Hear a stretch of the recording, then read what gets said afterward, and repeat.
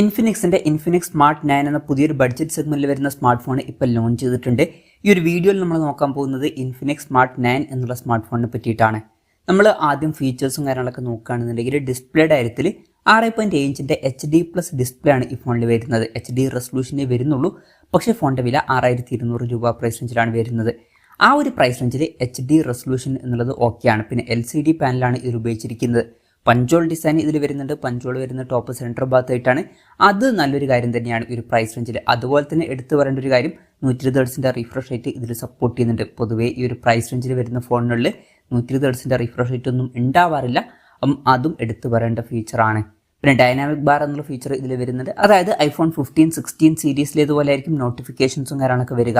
Display features മൊത്തത്തിൽ നോക്കുമ്പോൾ ഈ ഒരു പ്രൈസ് റേഞ്ച് വെച്ച് നോക്കുമ്പോൾ വളരെ മികച്ച ഡിസ്പ്ലേ ഫീച്ചേഴ്സും കാര്യങ്ങളൊക്കെ ഇതിൽ വരുന്നുണ്ട് എന്ന് തന്നെ പറയാവുന്നതാണ്.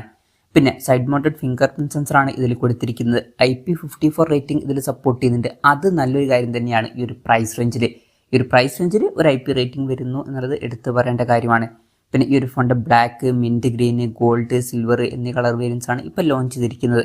ഇനി പ്രോസസ്സറിൻ്റെ കാര്യത്തിലോട്ട് വരികയാണെന്നുണ്ടെങ്കിൽ മീഡിയാടെക്കിൻ്റെ ഹീലിയോ G81 എന്നുള്ള പ്രോസസ്സർ ഇതിൽ കൊടുത്തിട്ടുണ്ട്.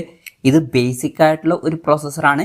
പിന്നെ ഇതിൽ 5G സപ്പോർട്ടൊന്നും ഉണ്ടാവില്ല. മാക്സിമം 4G സപ്പോർട്ടാണ് ഇതിൽ വരുന്നത്. പക്ഷേ 6200 രൂപ പ്രൈസ് റേഞ്ചിൽ ഇത് അത്യാവശ്യം നല്ലൊരു പ്രോസസ്സറാണ് എന്ന് തന്നെ പറയാൻ പറ്റിയിട്ടുള്ള പ്രോസസ്സറാണ്.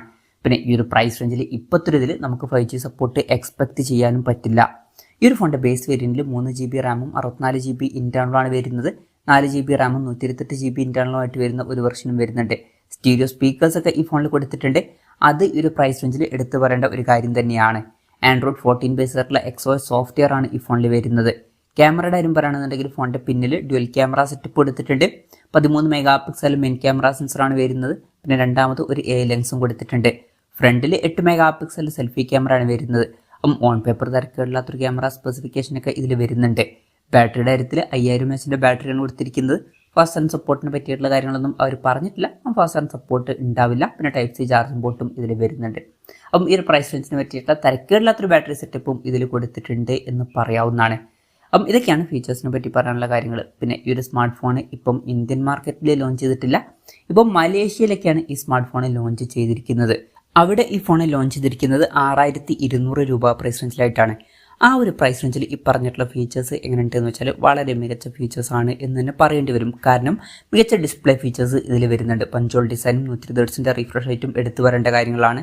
അതുപോലെ തന്നെ IP54 റേറ്റിംഗ് എന്നുള്ളത് നല്ലൊരു കാര്യം തന്നെയാണ്. പിന്നെ ഈ ഒരു പ്രൈസ് റേഞ്ചിന് പറ്റിയിട്ടുള്ള നല്ലൊരു പ്രോസസ്സറും ഇതിൽ വരുന്നുണ്ട്. അതുപോലെ തന്നെ സ്റ്റീരിയോ സ്പീക്കേഴ്സും ഈ ഒരു പ്രൈസ് റേഞ്ചിൽ എടുത്തു പറയേണ്ട കാര്യമാണ്. പിന്നെ ബാക്കി ഫീച്ചേഴ്സ് അത്യാവശ്യം തിരക്കേടില്ലാത്ത ഫീച്ചേഴ്സും വരുന്നുണ്ട്. മൊത്തത്തിൽ നോക്കുമ്പോൾ ഈ ഒരു പ്രൈസ് റേഞ്ചിൽ വളരെ മികച്ച ഫീച്ചേഴ്സുമായിട്ട് വരുന്ന ഒരു ഫോൺ എന്നൊക്കെ പറയാവുന്നതാണ്. ഈ ഒരു ഫോൺ ഇന്ത്യൻ മാർക്കറ്റിൽ ലോഞ്ച് ചെയ്യുമെന്ന് വെച്ചാൽ മിക്കവാറും ഇന്ത്യൻ മാർക്കറ്റിലും ഈ ഫോൺ ലോഞ്ച് ചെയ്യുന്നതായിരിക്കും. പക്ഷേ ഇന്ത്യയിലെ ലോഞ്ച് ഡേറ്റും കാര്യങ്ങളൊന്നും ഇപ്പോൾ കൺഫേം ആയിട്ടില്ല. അതിനെ പറ്റിയിട്ടുള്ള ന്യൂസുകളൊക്കെ വരുമ്പം അതിനെ പറ്റിയിട്ടുള്ള വീഡിയോസൊക്കെ നമ്മൾ ചെയ്യുന്നതായിരിക്കും. അതുപോലുള്ള വീഡിയോസ് കാണാൻ താല്പര്യമുണ്ടെന്നുണ്ടെങ്കിൽ ഈ ചാനൽ സബ്സ്ക്രൈബ് ചെയ്യാവുന്നതാണ്. പിന്നെ വിലയുടെ കാര്യം പറയുകയാണെന്നുണ്ടെങ്കിൽ ഇന്ത്യൻ മാർക്കറ്റിൽ നമുക്ക് ഈ ഒരു സ്മാർട്ട് ഫോൺ 6000-6500 രൂപ പ്രൈസ് റേഞ്ചിലായിട്ട് എക്സ്പെക്ട് ചെയ്യാവുന്നതാണ്. കൺഫർമേഷൻസ് ഒന്നുമില്ല, ജസ്റ്റ് നമ്മുടെ എക്സ്പെക്ടേഷൻ പറഞ്ഞു എന്നേ ഉള്ളൂ.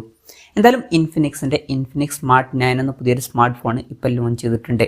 ഈ ഒരു ഫോണിനെ പറ്റിയിട്ടുള്ള നിങ്ങളുടെ അഭിപ്രായം ജസ്റ്റ് ഒന്ന് കമൻറ്റ് ചെയ്യുക. അതുപോലെ തന്നെ ഈ ഒരു സ്മാർട്ട് ഫോൺ ഇന്ത്യൻ മാർക്കറ്റിൽ നിങ്ങൾ ഏത് പ്രൈസിങ്ങിലാണ് എക്സ്പെക്ട് ചെയ്യുന്നത് എന്നുള്ള കാര്യം കൂടി ജസ്റ്റ് ഒന്ന് കമൻറ്റ് ചെയ്യുക.